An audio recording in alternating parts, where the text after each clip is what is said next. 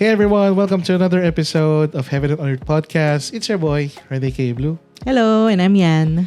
At sa episode na to, ano yung pinag-usapan natin? So, in this episode, we talked about entering the kingdom of God. What does it mean to Yes. enter the kingdom of God? And How to enter? how to enter the kingdom of God? How to experience the kingdom of God? So, yung mga bagay na yun. Yung mga nakalakip dun sa how to enter the kingdom of God. Okay. So we hope you enjoyed this podcast. At kung nagustuhan ninyo, don't forget to like, share, and subscribe. And by the way, disclaimer lang, we are not claiming to be experts or we are not Bible scholars. We're just your fellow seekers of the kingdom of God. So, we hope you enjoy.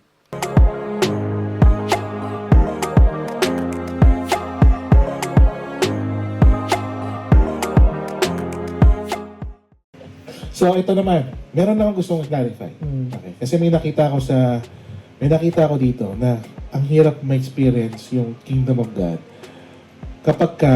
Pero ito, basa-basahin ko na lang. No? Okay. Klaruin ko lang to kasi may nakita ko na isang part about sa kingdom of God. No? Sabi dito sa Matthew 7, verse 21, that everyone who says to me, Lord, Lord, will enter the kingdom of heaven. But only the one who does the will of my Father who is in heaven. Okay. So, hindi ko mararanasan or makakapasok o hindi ko masisimulan yung proseso ng pagpasok sa kingdom of heaven kung hindi ko gagawin yung will ni Father. Okay. So, paano yan? Kailangan kong gawin yung will niya? Parang gano'n? Ano ba yung will ni Okay, Father? basahin mo natin in context. Okay. Kung paano niya sinabi. Sige, diretso mo from hanggang 22 to 23. Okay, sige, diretso natin. Ah. Many will say to me on that day, Lord, Lord, did we not prophesy in your name? And in your name drive out demons? And in your name perform many miracles? Then I will tell them plainly, I never knew you.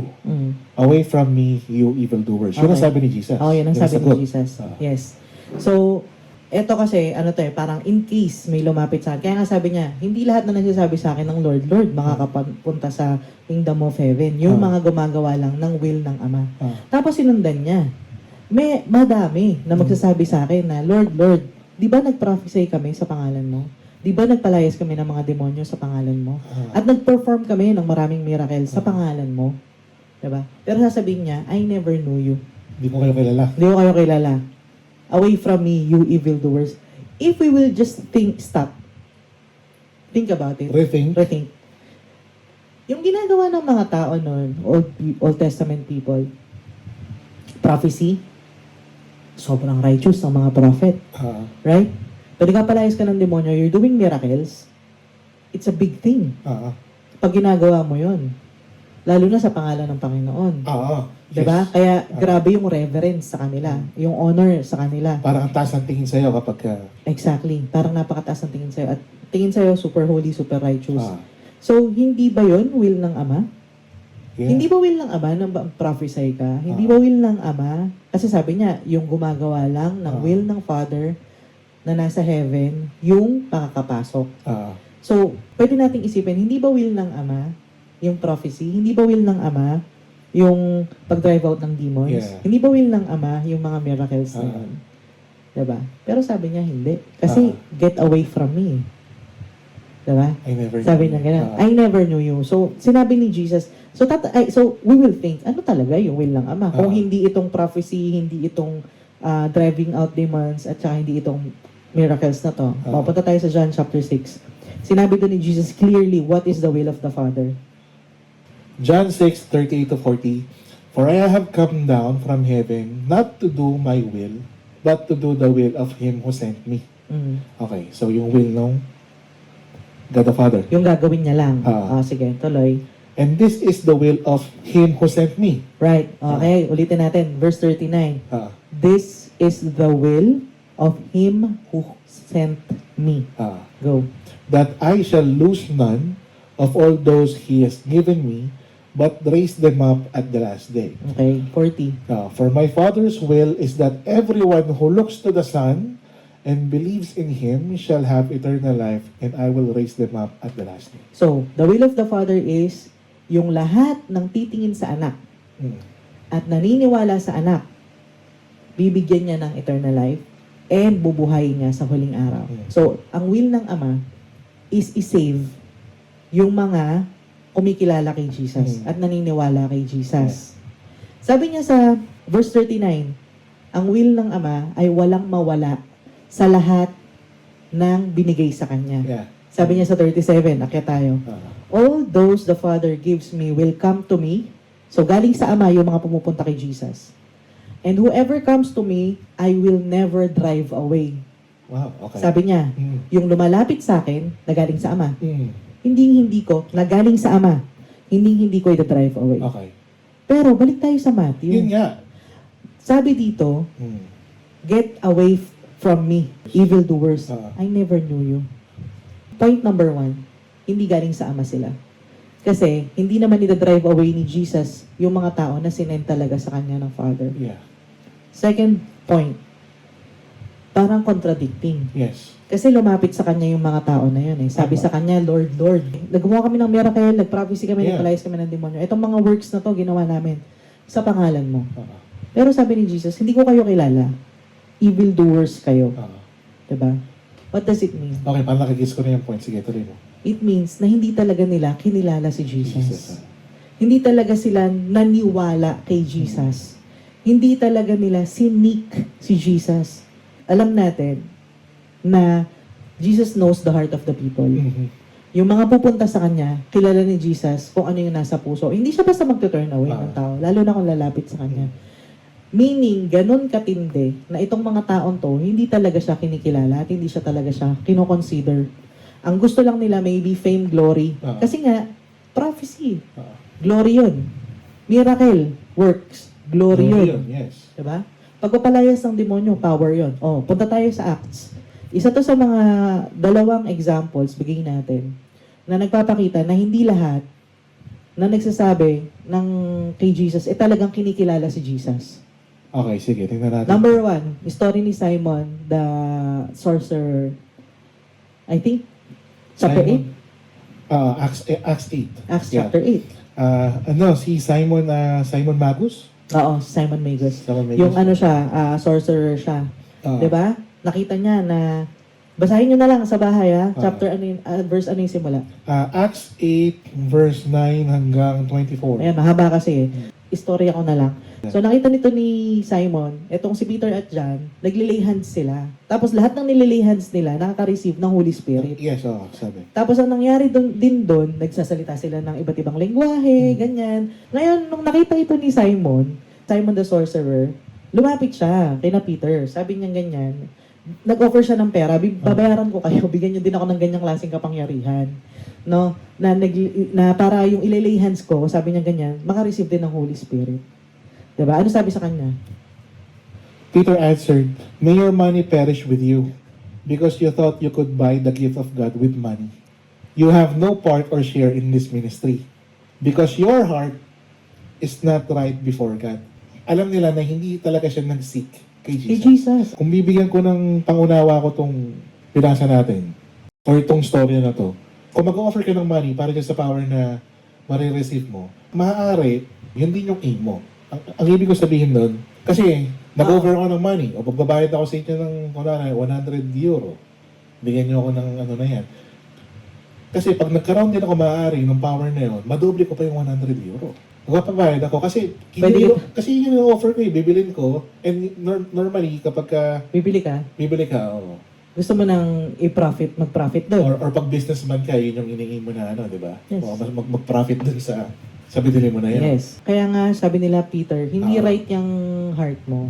So, katulad ng mga disciples, especially Jesus, He knows the heart of people. Sabi niya, hindi ko ito turn away. Lahat ng lalapit sa akin. So, bakit niya tinurn away itong mga to? Ibig sabihin, hindi tama yung puso nila. Dahil ang puso nila, gusto lang ng power, gusto lang ng authority, gusto lang ng fame, gusto ng glory. Hindi talaga sila after sa kingdom of No, heaven. they're not really after the kingdom of heaven. It's not, hindi yun dahil sa makasalanan sila or what. No, but it's the position of their heart. Yeah. Nasaan yung puso mo? Seeker ka ba talaga? Kasi kung totoo nagsisik ka, sabi ni Jesus, ask, seek, and knock. Wala siyang iti-turn away kung talagang totoo yung intention ng puso Oo. mo, na isik mo talaga si Jesus, totoo ka ba, Lord? Oo. Kahit nga ganun totoo ka ba, Lord? Prove Oo. to me na totoo ka. Actually, madami akong beses nagtanong sa kanya, kinatagpo talaga ako ng Oo. Panginoon. It's a very long story, pero talagang kinatagpo niya yung mga questions ko. Nag-ask ka kasi. Nag-ask talaga ako, and hinayaan niyang mahanap ko siya. Oo. So that's why, etong mga hindi talaga totoong nagsisi kay Jesus, Mm. nata-turn away talaga sila, and hindi yun para sa bad name ni Lord Oo. na ganun, but hindi question sa Panginoon yun Ang Oo. question nasa tao. Yes. Totoo ba Right. Totoo. yung decision mo, Mm. na hahanapin mo siya? Mm. O, kasi yung iba, ang pwedeng sabihin ba't nagka-turn away ng iba si Lord, Oo. ganyan-ganyan. Hindi. Hindi. Ayusin mo yung intention mo. Ayusin mo yung motive mo. Second story, dun sa, I think kay Pablo yon. Dahil si Pablo, No, familiar ako sa story na to. sa Apostol Pablo, Ah, naglilihan siya, di ba? Tsaka yung Yes. mga handkerchief, napapagaling ng Oo. mga tao, gano'n-gano'n. Acts 19. Acts Acts 19, 11 to 17. Pero, sa mga, yun nga, minsan sa mga gamit lang ni Paul, handkerchiefs, apron, napapagaling ang mga tao. Tapos ito, sabi sa verse 13, some Jews who went around driving out evil spirits tried to invoke the name of the Lord Jesus over those who were demon-possessed. They would say, in the name of Jesus, whom Paul preaches, I command you to come out. 7 sons of Sceva, a Jewish chief priest, were doing this. Okay, so ito, sinasabi lang nila na parang, dahil sa pangalan ni Jesus na, Tagalogin mo. sa pangalan ni Jesus na, Sa pangalan ni Jesus, na pinipreach ni na Paul. pinipreach ni Paul. So talagang wala silang pagkakakilanlan kay Wala Jesus. silang relasyon kay Lord. Hindi, eto. Kidding aside, Ah, diba? So, may mga hindi yung Tudyo pangit. daw, the driving around, Sige, they sige. would say na ayun nga, na papalayasin kita sa pangalan ni Jesus na pinipreach niya. Oo. Parang ganun. So ikaw, parang wala ka talagang paniniwala. Dahil sabi niya, kaya paalisin yung Ito sa pangalan ni nangyari. Jesus. Parang ganun. Tapos sabi dito, isang araw, yung evil spirit na yun, nagsalita, Jesus I know and Paul I know about, but who are you? Then the man who had the evil spirit jump on them, kita mo, and overpowered them all. He gave them such a beating that they ran out of the house, naked and bleeding. Tingnan mo, ilan to Ah, 7 sons to. Tapos, isang araw, itong evil spirit, ito sabi sa kanila, si Paul kilala ko, si Jesus kilala ko, ikaw, sino ka? Tapos, yung lalaki na sinasapian ng masamang espiritu, tinalon sila. Okay, so talagang nakiliteral na Pinagbubugbog sila. ah, At hinubuan sila. tapos sa takot nila nagtakbuhan sila palayo. They ran out of the house, hubo, Ah, at sugatan. Kita mo, boy? hmm. Ganon kasi yung disrespect nila sa pangalan ni Jesus. Imaginein mo yung parang the audacity. Yun! Yung hinahanap ko na the audacity. The audacity na parang hindi mo man lang kilalanin sino yung ini-invoke mo na pangalan. Wala ka talagang respeto. Ah, Wala kang respeto sa pangalan ni Jesus, dun sa mga ginawa ni Jesus, dun sa mga na-experience ni Jesus at bumaba siya dito para sa ating lahat ng mga tao. And then wala kang respeto, not enough to learn about Him. para gamitin mo lang yung pangalan na yun for your own. Just because the name itself works. Yeah. Dahil nakikita mo na nag-work yun sa pagpapalayas ng demonyo ni Pablo, na nag-work yun sa pagpapalayas ng demonyo ng mga iba pang apostles. Tapos gagamitin mo lang yung pangalan. Hindi ka man lang you don't even do your homework. Or Alam mo parang ikaw, you yourself, parang wala kang reverence or takot or Wala pagrespeto dun sa pangalan mismo ni Jesus. Kaya nga So ito yung second na commandment na don't use the name of your God in vain na kung Yes. tutusin. Oo. Mas clear dito sa part na to. Oo, at saka nga yung parang just the mere fact na hindi mo siya kilala, tapos gagamitin mo siya. Yun yung sinasabi na talagang turn away ka. Hindi, parang ganito. Gawin natin yung example. Kunwari, kilala mo yung kapatid ng mayor. Okay. Parang gano'n, di ba? Okay. Barkada ako nung kapatid ni mayor. Gagamitin mo yung pangalan. Gagamitin ko yung pangalan ni mayor para makaalis sa parang isang gulo na to. Sa or isang gulo na to. Tapos Parang- sabihin sa'yo, kilala ko yung kapatid ni Mayor, ikaw sino ka? Bugbuging pa kita Yun. Tama. Pero mas ibang level. Binigyan ko lang ng ng parang, comparison. Oo. Parang gano'n. Yun nga, parang ibang level kasi hindi mo talaga kinikilala. Wala kang total relationship with Him, with Jesus. Hindi mo siya, yun nga, ino-honor at nare-respect. Tapos gagamitin mo yung pangalan niya. Yeah. So, ano yung hanap mo? Mm-mm. Glory. Ano yung hanap Yeah. mo? Fame. Kaya nasabi ni Jesus na away from Away me. from me. Evil doer. Okay. Evil naman talaga eh. Hmm. Ano yung intention mo? Ba't niya gagamitin yung pangalan ni Lord? Ah, So, doon lang talaga papasok na mata-turn away talaga kasi Ah. hindi naman nila si Okay. Jesus. Eh, ang will ng Father, remember, John Ah. 3, John 6, 39, the will of Yeah. the Father is for the people to know His Son Yeah. and to believe Him. mm. At walang mawala. At walang mawala doon. At hindi pa pabayaan ni Jesus na mawala. Yes, Kung ah. talagang Ah. they will look to the Son. Mm. Yun ang will ng Father eh. Tumingin tayo kay Jesus. Ah.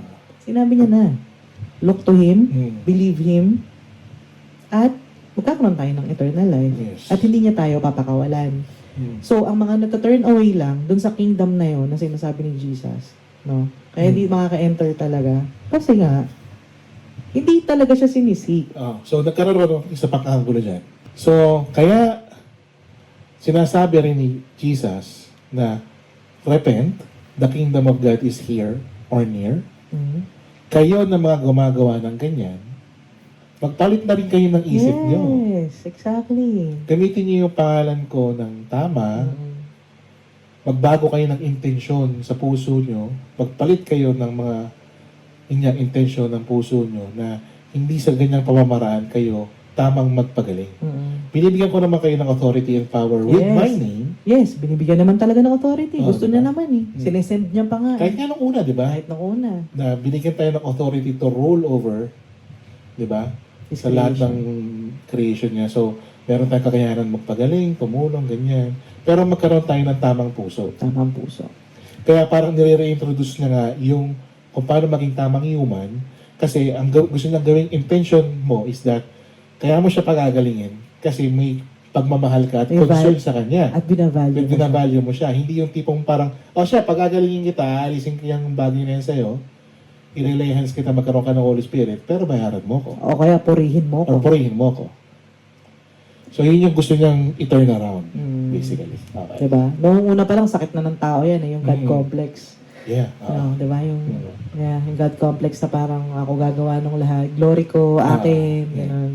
So, basically, isa rin nga yun sa ino-offer niya ng Kingdom of Heaven para ma-turn around yung thinking mo. Okay. Hindi naman sa dahil sa nagsisik siya ng glory. No, hindi. Pero kung tutuusin, yung bagay na yun, pag ikaw yung nag-change ng heart mo, para rin yun sa'yo. Pero alam mo, ano lang tayo, very, very short. Kasi, alam mo actually, kaya hindi naman selfish si God eh. Kaya gusto niya sa kanya yung glory. It's just that we cannot handle the glory. Yun nga, tama. Kasi, Oo. tayo bilang tao, hindi natin kayang i-handle yung worship. Pero we are made to worship. Yes. Kasi, kaya ang sabi ni God, siya yung dapat i-worship at walang i-worship na iba. Ibig sabihin nun, we are made to worship. Hmm. People are made to worship. Automatic tayong sasamba. Kaya nga nagkakaroon tayo ng mga idol, nagkakaroon tayo ng mga, oy, gusto ko yun. Parang, kahit mga singers lang, kahit mga dancers, ina-idolize. Kasi, normal sa tao Na may idolize. na may i-idolize, na may i-worship. Kaya nga sabi niya, ako lang. Kasi, kapag in-idolize natin ang isa't isa, people are not made to handle worship. Yeah. Kasi, we will self-sabotage. Yung paglaki ng ulo ng tao, mapapariwara ang tao. Yes. Kasi, yung glory na yon hindi magiging enough sa kanya. Gusto niya more. Gusto niya more. And more. And more and more. Hanggang sa umabot na siya doon sa point na wala na. Kasi hindi naman forever ang fame eh.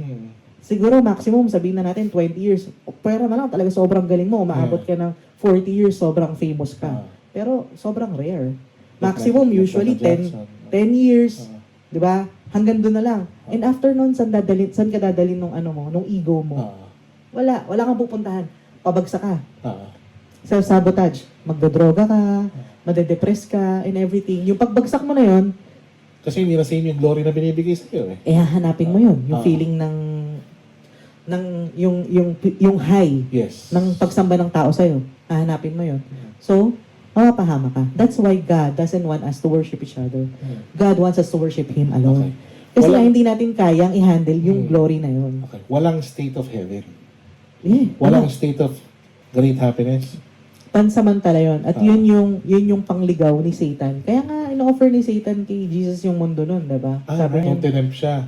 bibigay ko sa yung high ng ganito, Ah. yung high ng ganyan. Wala siyang tinanggap. Kasi alam niya na hindi naman pang doon yung tao. Yeah. Hindi pang doon yung tao. Napaka-superficial ng mga ganun. Napaka-superficial. The glory and the worship always belongs to God alone. That's it. Okay. Kaya pag pinupuri tayo and everything, we say, glory to God. Kasi ginawa niya yan eh. He let us have the skills and ability and whatever, diba? Siya yung nagbigay niyan. So the glory belongs to Him, not to us. Okay? Amen. So, kaya rin nasabi ni Jesus dito na seek His kingdom first. And all these things will be added to you. So, kumbaga, pagka nasik mo yung kingdom or you're in the process of that kingdom, yung state of happiness or state of fulfillment, state of so on and so Yung forth, mga gusto mo, yung desires ng heart mo, na hindi makakasama sa'yo, it will be it will given be added to you. to you. Yeah. Pero nasabi niya, Ah. seek first His kingdom. Yeah. Diba? Hmm. Kingdom na dala ni Jesus. Hmm. So, shortcut, let's seek Jesus. Yeah. Kasi siya yung may dala ng kingdom eh. Siya yung may alam ng sikreto ng kingdom of God eh. So, sa kanya natin nahanapin yun. Balikan ko lang din to, no?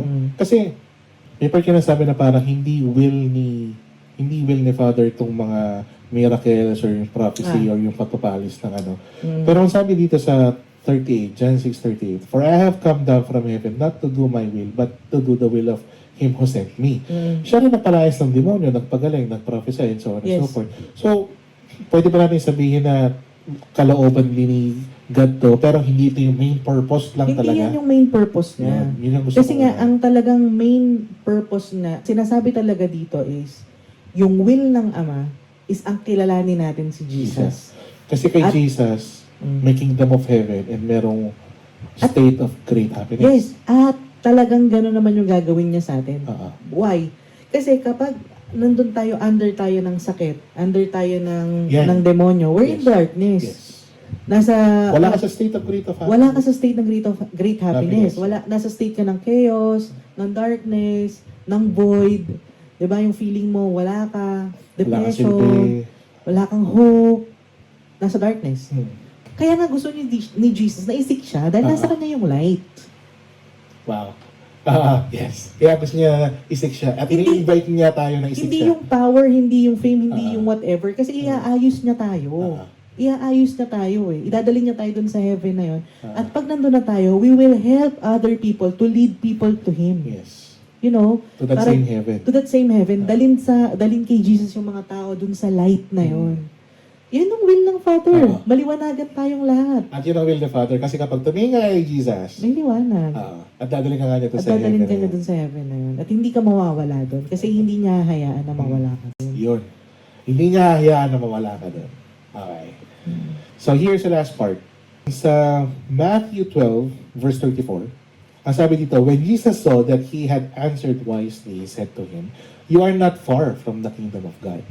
And from then on, no one dared ask him any more questions. So nagbitaw si Jesus dito na parang, ang sabi niya doon sa isa sa mga teachers of the law, hindi ka na malayo sa kingdom of God or sa pagkakaunawa sa kingdom of God or Yeah, sa state. It may seem na parang lugar yung kingdom of Oo. God, right? Kasi you're not far. Kasi Oo. it depicts space. Yeah, Far. parang lugar nga siya kasi Oo. distance eh. Oo. Yan, sinasabi yung distance na far. Pero hindi. Oo. It's like, hindi ka na malayo sa understanding. Kasi sabi dito, the story is, yun nga, may isang teacher of the law na nagtanong sa kanya, kasi yung previous verses niyan, madami nagtatanong kay Jesus. They were testing him sa mga tinuturo niya, ganun. Tapos itong last question na to, sabi sa kanya, teacher of the law siya, right? Sabi siya nga, what is the greatest commandment? Command. Oo. No? Ano yung greatest commandment? Isa to sa debatable subjects ng mga tao, especially nung panahon na yun. Kasi ano yung pinakasusundin ko? Diba? Sa dami ng kautusan, ano yung pinakasusundin ko? Kaya sabi ni Jesus, ito yung command, ito yung greatest. Hear ye, O Israel. Sabi niya gano'n, diba? Love the Lord with all your heart, ganyan. Tapos then, love others as you love yourself. Yeah. Wala nang masihigit pa sa mga commandments na to. Ang tinatanong lang nung nung teacher actually is isa. Isa lang. Oo. Pero si Jesus, sinagot niya dalawa. Oo. Kasi yun naman talaga yung essence ng image of God is to right. love God and to love others. Mm. Kaya sabi nitong teacher na to, you are right. Yeah, well said, teacher. Well said teacher, sabi niya ganyan. Totoong wala nang masihigit pa Oo. sa mga commandments na to, Yes. na mahalin mo ang Diyos, una sa lahat, with all your heart, tapos ano sabi? With all your, To love Him with all your heart, with all your understanding, and with all your strength. And to love your neighbor as yourself is more important than all burnt offerings and sacrifices. So that's why sinabi ni Jesus na, you're not far from the kingdom. Because He recognized, yung teacher, He recognized that loving God and loving others is greater than burnt offerings and sacrifices. So talagang pag-ibig na. Is better than works. Yeah. Yun nga. Oo. Kasi yung burnt offering and sacrifices, yun yung way nila para i-honor si God eh. Or para sabihin na yung mga kasalanan, i-appease ang Diyos. Hindi. Yung pagmamahal sa Diyos at pagmamahal sa tao, yun yung pinaka-importante kesa sa mga offerings o sa mga sacrifices. Sacrifice, yeah. Sa works. Ah. Kaya sabi ni Jesus, hey, you're not far from the kingdom. Hey! Oo, Hey! Hindi ka na malayo. Hindi ka na malayo. Naiintindihan. Naiintindihan mo na. Ibig sabihin, you're entering it. Mm. You're entering it. Kita mo, eto pa. Isa siya sa mga teachers of the law. Balikan natin yung sabi natin about teachers of the law. Sabi ni Jesus, once the teacher of the law starts to be a disciple of the kingdom of God, Yeah. he needs to take out yung old treasures, treasures and new treasures. and new treasures. Ah. Ano sabi ni Jesus? Ah. Dalawa lang yung bagong commandment. A new command I give you. Mm. A new command I give you, di ba? Love God, love others as yourself. Or love others as I have loved you. Ganun na din yan. So, ito yung bago, greatest commandments. Yung luma, burnt offering and sacrifice. Pinagharap niya. At sinabi niya na yung burnt offerings and sacrifices, baliwala. Yun yung old. Ang greatest is yung new command. Which is love. Which is love. Kasi kahit sa Hebrew, sinabi niya, burnt offerings, you were not pleased. So But talagang a body you have provided me. so mahalaga talaga sa kanya is yung kung ano yung puso natin at kung ano yung intensyon ng puso natin towards sa kapwa natin at towards Towards sa Diyos. Yes. Na isang mensahe lagi bumabalik doon. The kingdom of God na yun yung dinala niya. The kingdom of God, the image of God, just says, love God and love others. Ano ang definition ng sin? Yung kata. Ano Na definition pinag-usapan. ng kata? Ang definition natin ng kata is the failure to love God and men. So, the kingdom of God It's about is about the image of God, which is loving God and loving man. yes. Kaya pag may love, happy. Right? Diba?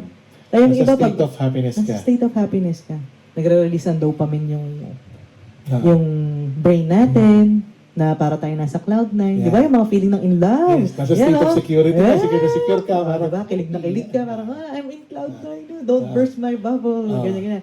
Kasi nga, high ka nun. Yes, totoo. And with Jesus, grabe yung, sa totoo lang, mga kapatid, sa totoo lang, hindi to drama, hindi to whatever. Pero, yung love ni Jesus sa akin, pag naiisip ko siya, I fall in love with Him every day. Ibang high yung binibigay sa'yo. Ano? Deeply. Iba yung saya, iba yung iba yung contentment, iba yung joy, na hindi mo mapaliwanag. So, yun nga, mararamdaman mo yung heaven sa feeling talaga niya.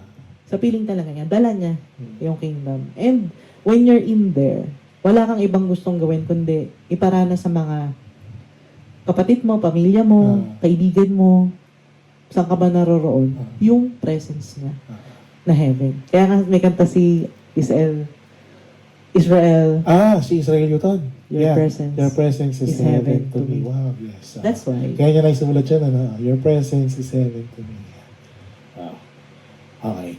So, how to enter His kingdom? Or paano natin may experience yung kingdom niya? Is that we empty our mind, empty our cup, magsimula tayo sa panibago, start from scratch. Tanggapin natin mga bagong katuruan ni Jesus, isik natin si Jesus, tangkilikin natin yung invitation niya na i-receive natin siya, nakakaroon tayo ng unity with Him, nagiging one tayo with Him, at yung ino-offer ng kingdom na yun is the Elysium, which is the state of great happiness. And that great happiness can only be achieved through Jesus' presence alone. Yes. Amen? Amen. Amen.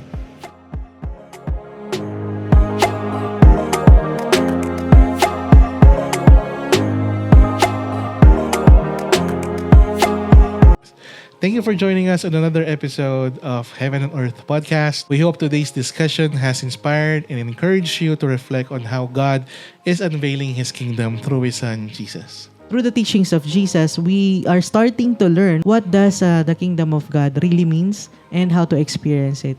At Heaven and Earth, we firmly believe that heaven is not just a distant future, but a present reality that we can experience right here, right now. We'd love to hear from you as fellow kingdom seekers, whether it's your thoughts on today's episode, your personal journey, or how we can help each other grow. Feel free to connect with us. Share this podcast with your friends and family, and let's spread the message that heaven is closer than we think. Remember that experiencing heaven isn't just a future hope. It's a present reality that we can begin to live out today. Stay blessed and be a blessing. Bye. Bye!